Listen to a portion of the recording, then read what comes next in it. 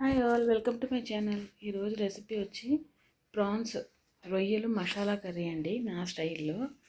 First oil వేసుకున్నాను, తర్వాత జీలకర్ర కూడా వేసుకున్నాను, వెల్లుల్లిపాయ, కరివేపాకు అన్నీ వేసుకుని బాగా మిక్స్ చేసుకోవాలండి.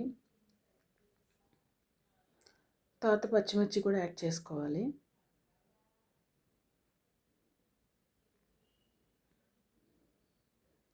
సన్నంగా కోసుకోక్కర్లేదమ్మ ఉల్లిపాయలు, కొంచెం మీడియం సైజ్ కోసుకున్నా సరిపోతుంది.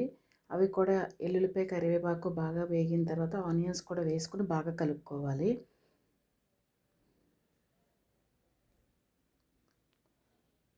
కొంచెం పసుపు ఉప్పు వేసుకొని బాగా కలుపుకోవాలండి. దీనికి కూడా గరం మసాలా వేయను, జస్ట్ లవంగాల పొడి యాడ్ చేస్తానండి. కర్రీకి చాలా బాగుంటుంది, మీరు ట్రై చేయండి ఒకసారి.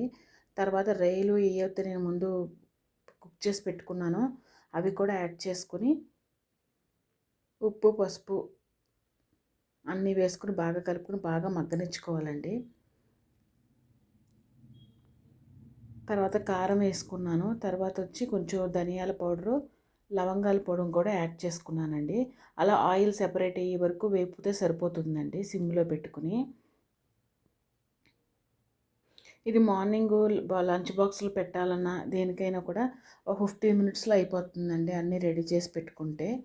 కొంచెం వాటర్ వేసాను, వాటర్ కొంచెం మరుగుతున్నప్పుడు ఫ్రెష్ పాలకి మీద వచ్చే మేగడనండి అది వేస్తానండి కర్రీలో నేను. దానివల్ల కర్రీ చాలా బాగుంటుంది.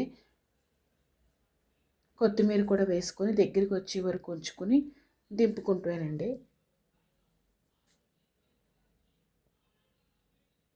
Take care.